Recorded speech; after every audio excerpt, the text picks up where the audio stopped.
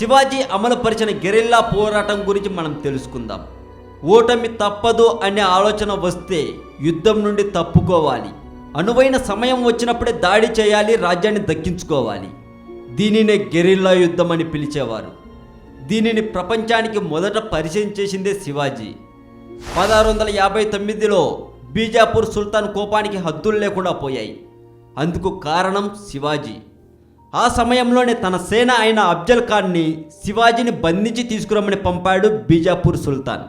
29,000 సైన్యంతో శివాజీతో యుద్ధానికి సిద్ధంగా ఉన్న అఫ్జల్ ఖాన్ని ఎదుర్కోవడం శివాజీ వల్ల కాదు.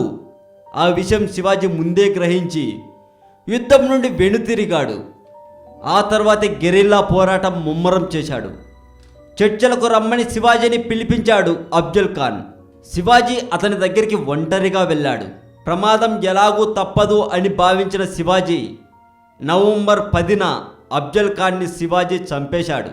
అంత చిన్న వయసులోనే శివాజీ గొప్ప గొప్ప నిర్ణయాలు తీసుకున్నాడు. తన రాజ్యంలో మహిళల క్షేమం కోసం ప్రత్యేక చర్యలు తీసుకున్నాడు. సతీ సహగమనాన్ని నిషేధించాడు. జమీందారీ వతన్దారీ వ్యవస్థలను రద్దు చేశాడు. తన రాజ్యంలో వ్యవసాయం మెరుగుపడేలా చేశాడు.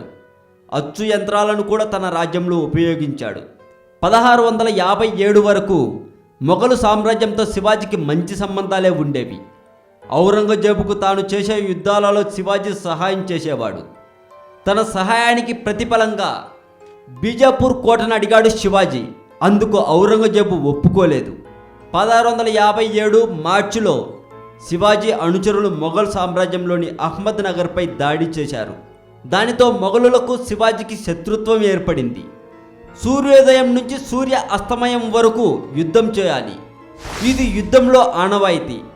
అయితే శివాజీ మాత్రం పూణే కోటను ఆక్రమించిన ఔరంగజేబు మేనమామ సైస్త్ ఖాన్పై 1663 ఏప్రిల్ 13న అర్ధరాత్రి దాడి చేశాడు. మొఘలు సైన్యాన్ని దెబ్బ కొట్టాడు.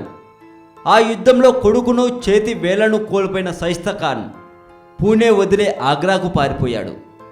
శివాజీ ఎప్పుడూ మతద్వేషి కాదు, అందరి మతాలను ప్రేమించేవాడు. తన సైన్యంలో ముస్లింలకు కూడా పెద్ద పెద్ద పదవులను ఇచ్చేవాడు. ఇదంతా చూసిన ఔరంగజేబు కూడా ఆలోచించాడు. శివాజీ అర్ధరాత్రి దాడి చేసినప్పుడు తప్పు లేనిది తాను చేస్తే ఏం తప్పుంది అనుకున్నాడేమో.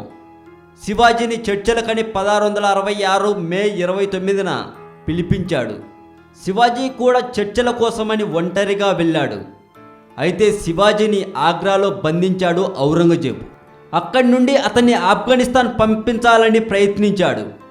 ఈ విషయం తెలుసుకున్న శివాజీ అనుచరులు ఆగస్టు 17న ఆగ్రా నుండి శివాజీని తప్పించారు. డిగ్రీ అయిపోయాక ఐన్స్టీన్కు ఉద్యోగం వెతికి పెట్టాలని తన తండ్రి హెర్మన్ చాలా ప్రయత్నించాడు. తన మీద తనకే నమ్మకం లేని ఐన్స్టీన్ కూడా ఇన్సూరెన్స్ ఏజెంట్ లాంటి మామూలు ఉద్యోగం చాలు అనుకున్నాడు.